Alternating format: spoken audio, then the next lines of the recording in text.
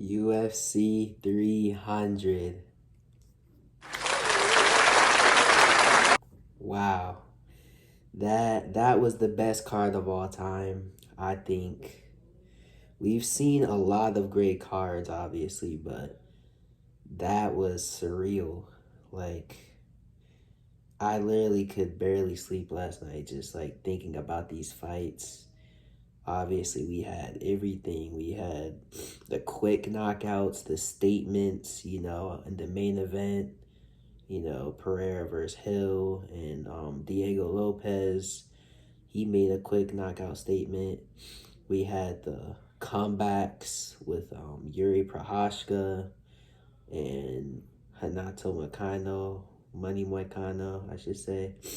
And we had the war, the absolute war between Holloway and Gaethje that had the probably best knockout in UFC history. Literally, you can't draw it up better than that. Holloway literally pointed down the last 10 seconds that he typically does in a fight and told Gaethje, the BMF, the known biggest brawler in the UFC, meet me in the middle, bruh, and knocked him out cold with 1 second left. It just doesn't get better than that. Like, Holloway, he deserved a million bonus. He got 600K, but that was a memory that I'll always remember. Obviously, there's going to be tons of great cards in the future, but I'm never going to forget UFC 300. This is my first 100 card that I've watched live, and man, it was worth every penny. For once, Dana, take my money, bro. Like, that was worth every penny and some. Well, I won't say and some, Psych! Dana, but yeah, that was crazy. And speaking of Dana, man, he made me mad. He kind of pissed me off. He didn't give everybody a bonus that deserved it. There was only Holloway who got, obviously, fight of the night, and he got the bonus, the performance bonus, as he deserved.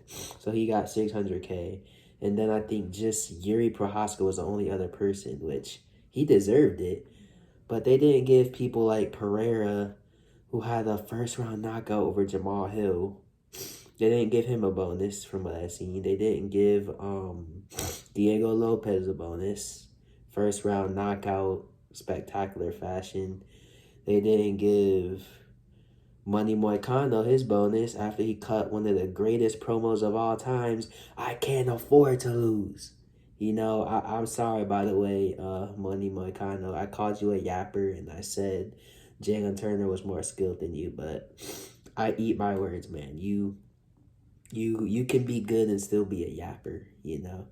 Obviously, we've seen a lot of yappers, tonight or yesterday night, like Chael Sonnen, he got into the Hall of Fame with his fight with Silva. I don't know if I can put him on the level of Chael Sonnen because he's actually winning. He's winning these fights and he's yapping. So good on him. Good on him for doing that. That was a spectacular comeback. But yeah, he should have gave these guys their bonus. I feel like every finish should have got a bonus, but at least give the knockouts a bonus. If you're not going to give the submissions, give the knockouts the bonuses. But I'm going to talk about every fight. So once again, get your snacks, get your food, get locked in because I got a lot to talk about. So I'm going to start from the main event, and go down. I don't know how to feel, man. I'm disappointed because I wanted to see the way that, Hill was talking. I wanted to see a war, man, or at least just a longer fight than that. Like a 3-minute fight, man. Like, and then Pereira hits the cold emote on him. That's tough, man. Like, I don't know. I don't know if it was because when he hit him in the area, obviously, he he might have thought Pereira was going to take some time, so he probably relaxed a little bit. And then, Pereira's like, nah, let's keep going. Literally, right after, seconds later, he knocks him out. So it's like, I don't know if it was a focus, but like, you can't blame that, bro, because he's the one that got fouled, and he still did that. You don't see guys get fouled and then just like, come back and instantly knock the person out. Like, he must have saw something in Hill, because you could tell the moment in the fight when Pereira started going forward, it was looking like it was like starting to get a little rough for Hill, and bang, catches him with that shot. And I know all the potards that he's talking about are going crazy. I know they like, yeah, we told you, Hill. Stop talking bum. But like, still, whether you like Hill or not, you still gotta give him his props. He came back from an Achilles injury in, in a year, and came back, accepted the toughest dude in the division, the champ, and yeah, he he didn't really make it a great fight, but he got caught. That's the game we play. So, hopefully his next fight, he can bounce back. And as for Pereira, if he wants Brazil, he gets Brazil, but don't make the mistake of fighting Tom Aspinall. Like, I know he's riding high on the momentum. He's knocking out everybody in light heavyweight, but Tom Aspinall's gonna knock you out cold, bro. Like, and even if he chose not to knock you out, which I think he would want to, because he chose to knock out the scariest dude in heavyweight, I think his backup plan would just take you down and submit you, and you couldn't stop him. He's bigger than you. Like, Potan, you're already a big dude, but Aspinall's is way bigger than you, like, no Diddy, so you're cooked. It's no way for you to win. Like, I don't think there's a way. Like, if he could eat a punch from Pavlovich and still knock him out, I don't see how a smaller dude in Potan is gonna knock out Aspinall. I mean, maybe he does get a lucky shot, but I feel like that's a 1 in 1,000 chance. So yeah, he should just stick to his division, keep getting defenses, and yeah, but great win for Potan. And yeah, moving on, we got the Chinese female championship between Zhang Weili and Yan Xiaonan. That was a interesting fight. I thought that the young girl, she was out in the first round, and then they gave her some freaking bath salts or whatever, sniffing salts, and then she just got back in. She just, because you can't get saved by the bell or whatever they were talking about, so she had to get woken up somehow. And I kept hearing Joe Rogan say, is this illegal? But apparently not, because she did it and kept going, right? So, but after that, pretty much Zhang was dominant from there. Obviously Yan had her moments in the fight. Like, she has knockdowns. She was more better in the striking, it seemed like, and Zhang was obviously more dominant with the wrestling, and yeah, she got the W in a good win. And I don't know who's gonna be next for Zhang. Maybe the undefeated girl Tatiana Suarez. That could be a good fight, because she's a grappler that could probably out grapple Zhang. So maybe Zhang's gonna have to go back to her striking a little bit more. But yeah, fair play to Zhang in that fight. And moving on, the fight of the night, Max Holloway versus Justin Gaethje. This is another one where I have to eat my words, because I was thinking that Max Holloway was gonna be pillow fists. I'm sorry. I shouldn't have even said that in my last video, but because I look dumb now. But his power, he filled out in this division way better than his Dustin Poirier fight, and the power showed. He looked better than ever, striking, dangerous, powerful, and he still kept the same speed and volume. And it's just like, how is this possible? And he knocks out Gaethje. Like, I would have thought, Gaethje would have had a better chance to knock out Holloway, even though Holloway has the crimson chin. Like, because I thought Gaethje was more powerful, but he wasn't. Max Holloway was more powerful, and I know a lot of people were saying like maybe the eye pokes got to Gaethje or maybe the broken nose, but I don't think you could use that as an excuse because that's fighting. Fighting happens, right? So I don't think even if he didn't get the eye pokes and the broken nose, I still feel like he still would have lost because Max Holloway was just faster. He looked stronger with his punches. He was rocking Gaethje more than Gaethje was rocking Holloway, and man, just that moment. That's literally cinema. Like, you can't get a better knockout than that. That's like Anderson Silva-esque knockout. Like, but that's still better because it's for the BMF title in the last second, the latest knockout in the history of a title fight. Like, you can't. That's even better than Silva. Like, you just can't get a better knockout than that, man.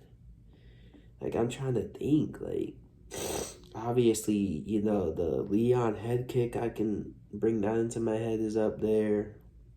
But I just feel like because of the moment, UFC 300, yeah, I still got to give it to Max Holloway right now. I don't know. I might be crazy, but let me know what you guys think. But that was just such a cinema knockout. And Max Holloway's stock is through the roof.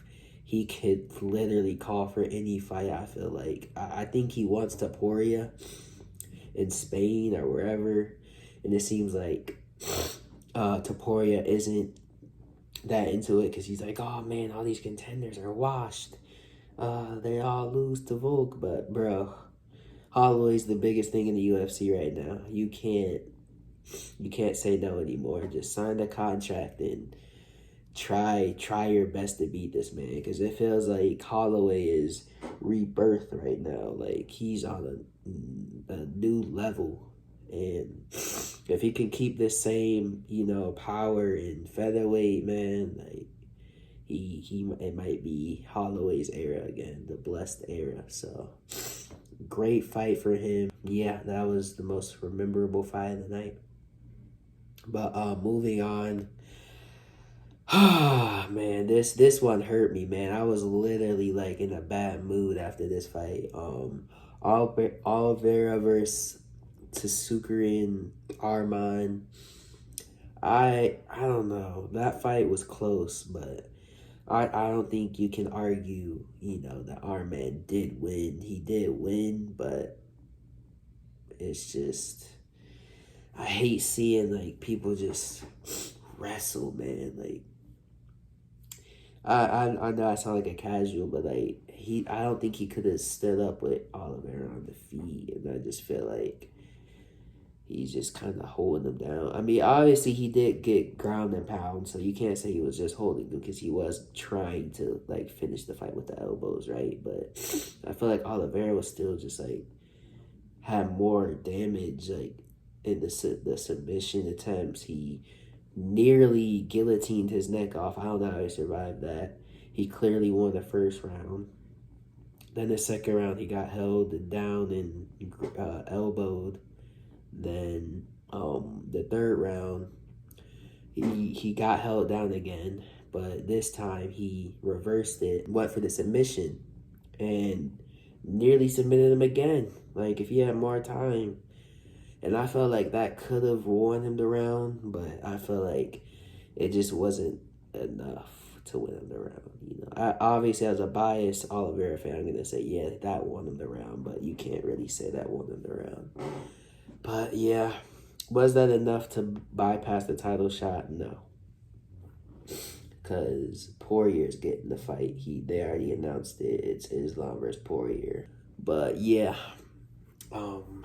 good win for Arman. He didn't finish Oliveira at least, but disappointed. But Oliveira, I know he'll bounce back. This wasn't a loss that really takes stock from him because he didn't get finished and he didn't get outclassed. Like, a lot of people are saying this isn't competitive because our man is the new generation and you can just wrestle him and submit him or ground and pound him. And like, Nah, man, Oliveira's tough. You know, he's not gonna quit like, you know, people keep saying he would, and that those days are over. He's gonna fight to the end, and he did, and yeah, he's close to winning. To the next for Oliveira, he can still get a title shot. I still believe in him. I still believe he can do it if he wants to and chooses to. So yeah, and then the the main card opener.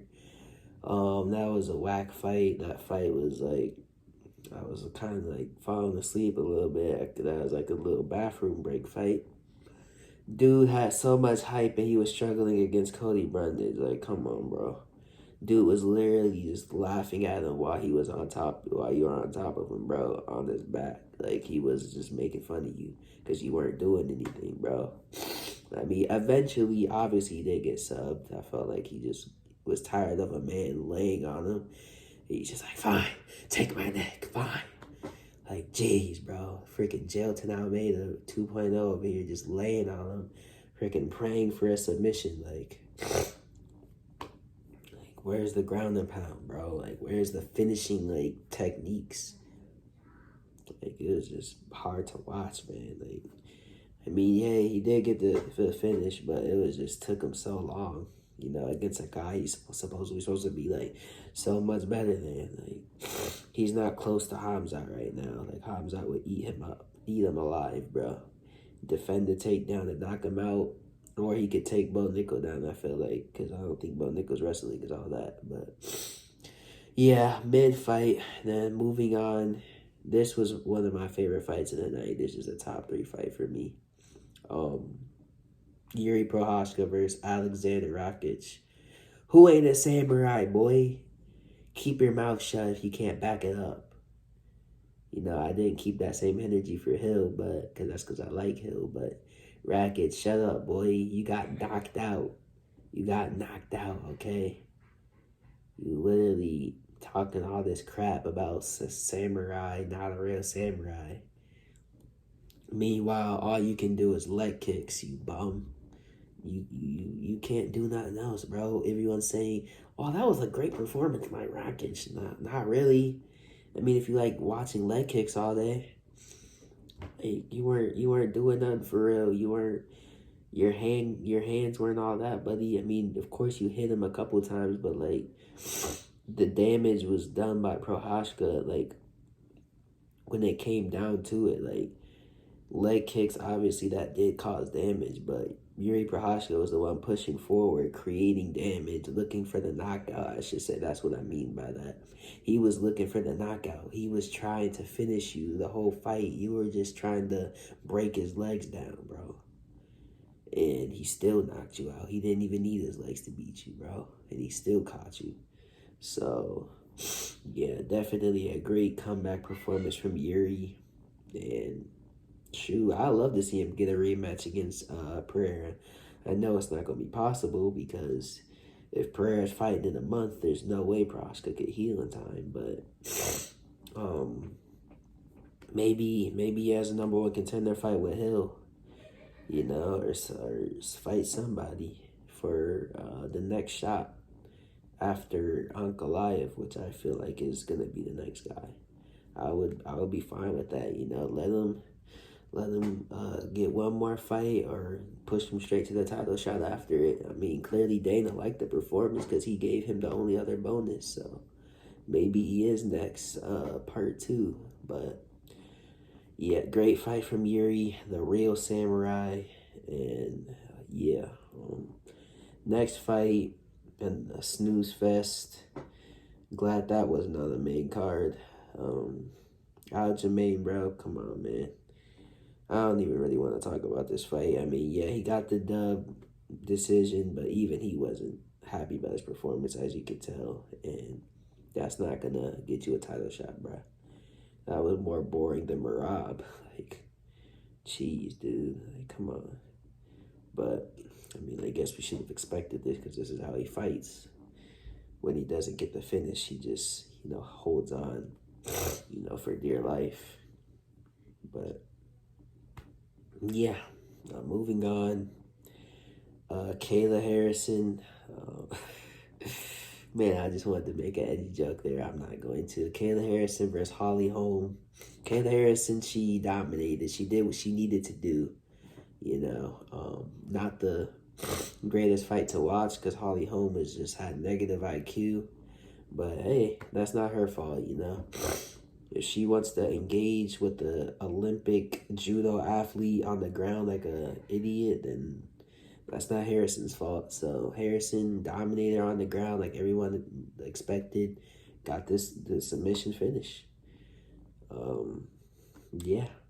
I don't know if she's gonna bring out Amanda Nunes from retirement, but if she does, I'd like to see that fight. Or if she wants to just go straight to the title shot, I think she has enough power with that performance to do so. So eager to see what Kayla Harrison does next. And moving on, we got Diego Lopez versus Sodiq Yusuf, man. This Diego Lopez kid, he is a freaking star, bro. He is a star in the making. Like, holy cow, he's got aura, man. Like, I usually say that I don't believe in aura. But if aura is real, Charles Oliveira, Yuri Prohaska, and Diego Lopez. Oh, and Alex Pereira, how can I forget him? Those guys got aura, man. And, yeah, Diego Lopez, bro. That was an aura-filled performance. Gets the knockout, makes it look easy against a ranked person. I mean, I did predict this to happen, but, I mean, dang, to just see it come true that easily, bro. He's running through ranked people. Like, guy is not a slouch. He made it look easy, so. And he calls out the undefeated decision machine. And no, I'm not talking about Bilal.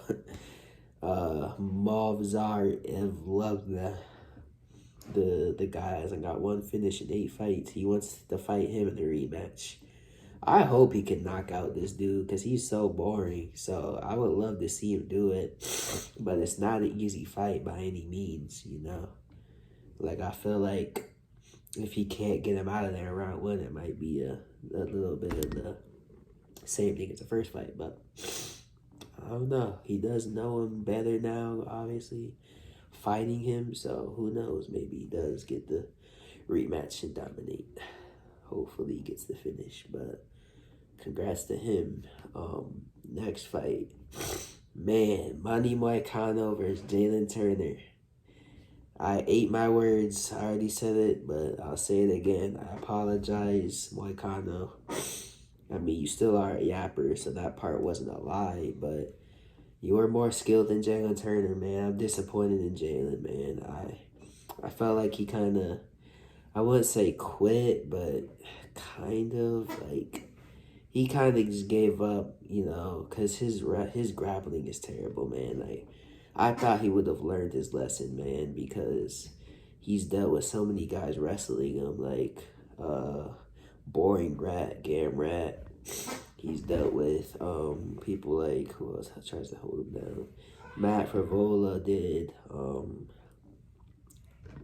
Who else? Pretty much all of his decision wins is because of him getting held down, besides the Dan Hooker fight where he gassed out and couldn't put away Hooker because Hooker was made out of freaking titanium, apparently. But yeah, like all of his decision wins usually is because he gets held down. And this time, I kind of finished him. He pretty much broke him, I would say. So, you know, good on Manny Moicano. He got the job done. You know, I think he was the first underdog to win. And man, that promo on the mic, that gave me chills, I'm not gonna lie. Saying that he can't afford to lose. That's literally a quote that I would keep in my like meme gallery, bruh. In my camera roll. I can't afford to lose. That's such a hard quote. So, you know, keep yapping, keep being entertaining, you know. I'm not always a big fan of the yappers because they usually tend to lose, like the Kobe Covingtons or the Chael Sonnens, you know, even Conor McGregor as of late. The people that be yapping the most, they usually be losing. Moving on, the next fight. Who was it? Oh, it was the Jessica Andrade fight versus Marina Rodriguez. This fight was okay. This fight was probably like I don't know if it was the least memorable, but probably just because of where it was on the card. Like I literally couldn't even like think about it from the order, but it was a decent fight. It wasn't anything crazy. I got the wrong pick, but in my heart, I'll say I still picked Andrade. It was just more because I remember her going on that big skid, the 3-loss skid, and then obviously Andrade got the decision, and yes, I guess Andrade is better, and I got that one wrong, so I'll take that. But it was an alright fight, not a title shot worthy. But moving on. Bobby Green versus Jim Miller. Man, that was sad to see Jim Miller go out like that. I thought bro was going to be undefeated on all the 100 cards, but Bobby Green, he still got it. Even coming off of that scary knockout that literally like could have took years off his life, he comes back and looks better than ever, gives a performance of his life, taunting, being arrogant, being a douchebag pretty much, and he's letting Jim Miller know every time he hit him, just was dominating him, bloodied him up bad, and yeah, he dominated him. I didn't, for some reason I wasn't thinking about that, but that should have been a point I should have brought up. The speed difference, like Jim Miller he couldn't keep up, man, with his speed, and yeah, he got picked apart. He's too slow. I don't know if it was just age, but I feel like any version of Bobby Green or any version of Jim Miller wasn't going to be fast enough, He had the power as he rocked him in the fight, but the speed, man. He would have been better trying to take him down to get the submission, but he couldn't do that. And yeah, great win from Bobby Green. And then finally, the first fight of the night, Davison Figueiredo versus Cody Garbrandt. Definitely, I got the prediction right, but I expected it to be more like a slugfest. They were more patient. I mean, it was a first fight, so they were probably super nervous, but they seemed very like patient and kind of a little tentative.